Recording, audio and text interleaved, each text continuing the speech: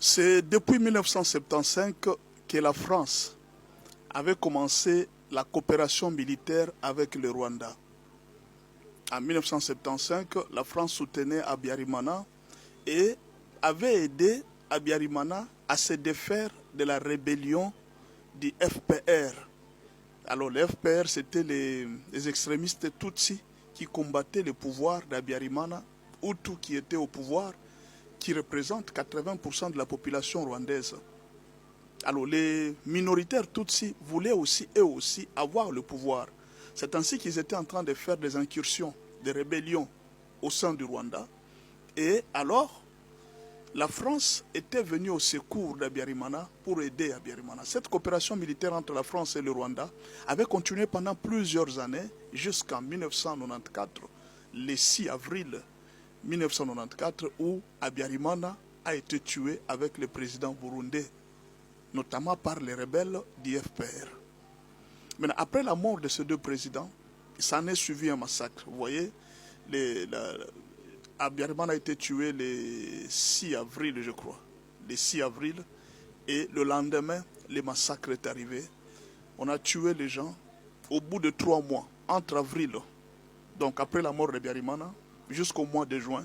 Il y a eu près de 800 000 personnes qui ont été tuées.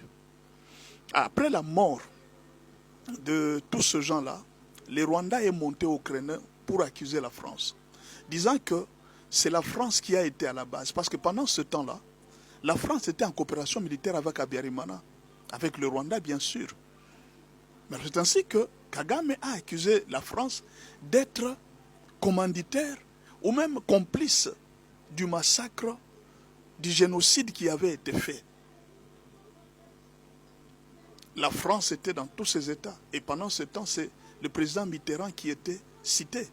La France était dans tous ses États. Jusqu'à ce jour, le Rwanda, jusqu'en 2021, le Rwanda était en train d'exiger à la France de demander ses excuses.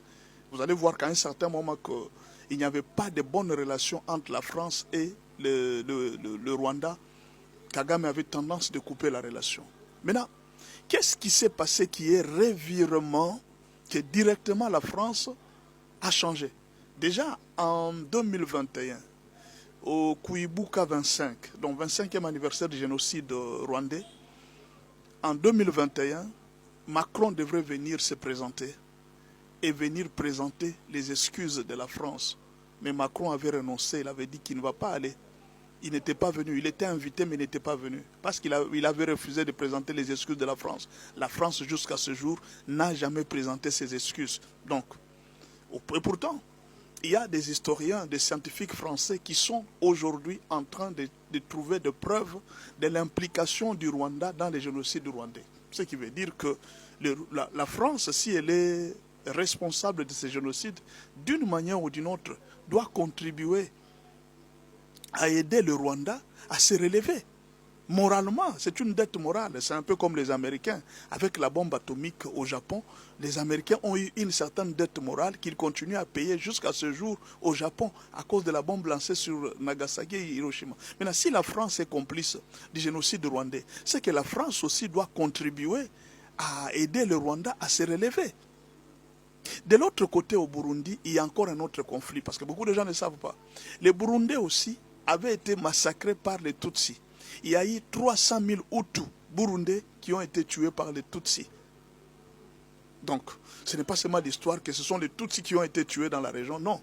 Il y a eu aussi des Hutus qui ont été tués. 300 000 Burundais ont été tués.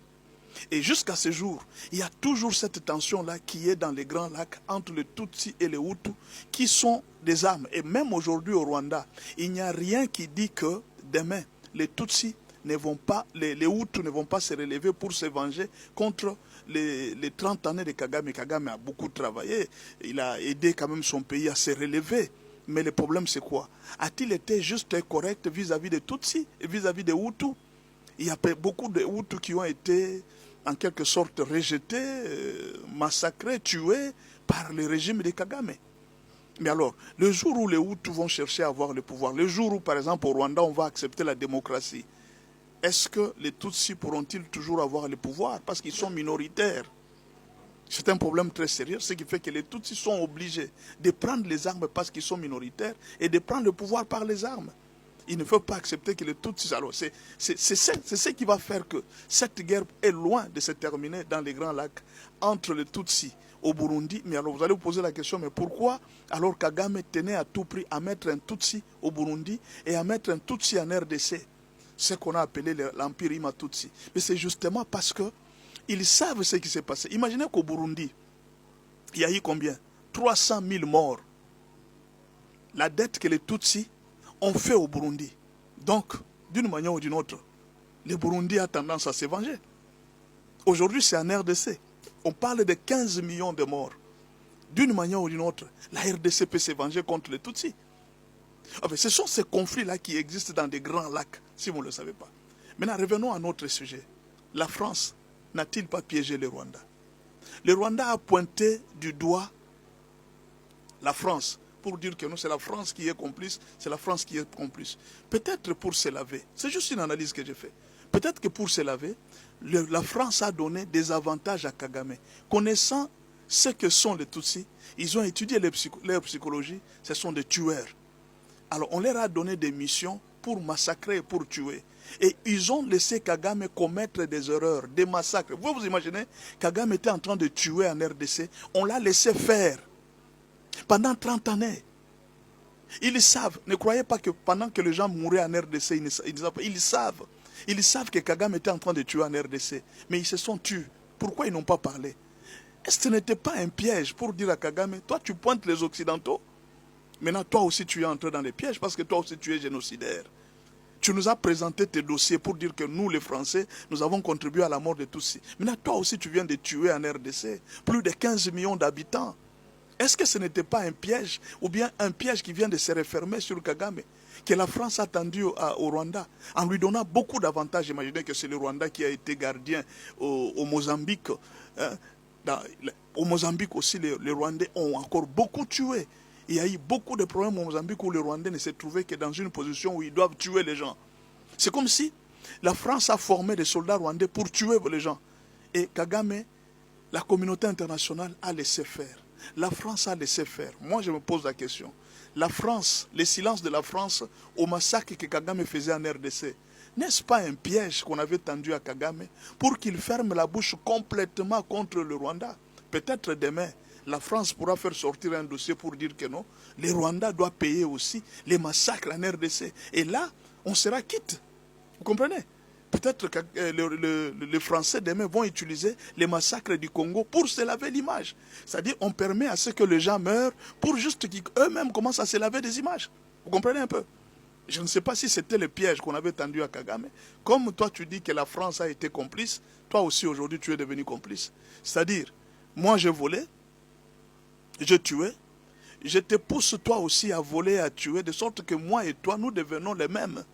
Si toi tu m'accuses de tueur, moi aussi j'ai des dossiers contre toi, toi aussi tu as tué. Et c'est ce qui se passe aujourd'hui à l'ONU. Kagame est accusé à l'ONU d'être le massacreur de plus de 16 millions d'habitants au Congo. Et Kagame se retrouve maintenant en dernière minute, il dit, mais j'ai été piégé finalement. Oui, il a été piégé. On l'a laissé faire. Vous pouvez vous imaginer que Kagame tue avec des enquêtes internationales. Ils ont des preuves pour dire que non, voilà, il est en train de tuer en RDC. Il tue en RDC. Toutes les preuves sont là. Mais la communauté internationale, la France particulièrement, c'était au massacre que Kagame commet en RDC. La France voit et c'était. Et la France a même donné des moyens au Rwanda. Tue. Prends l'argent. Tu peux continuer à tuer. Nous allons te défendre. Pourquoi? Parce que Kagame, aujourd'hui, la faute de Kagame, elle est plus dangereuse que la faute de la France. Ce qu'on peut faire payer à Kagame aujourd'hui peut être plus grand que ce que Kagame pouvait faire payer à la France. Et ça devient encore très compliqué. Est-ce que la France n'a-t-elle pas piégé Kagame pour qu'il se taise à jamais en le laissant tuer en RDC, en le laissant faire beaucoup de bavures? Vous pouvez vous imaginer un père qui te soutient, qui te laisse faire des bêtises, qui te laisse faire du mal.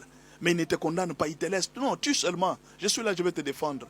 Non, tue en RDC. Il n'y a pas de problème, je serai avec toi. Je serai avec toi. On te laisse tuer.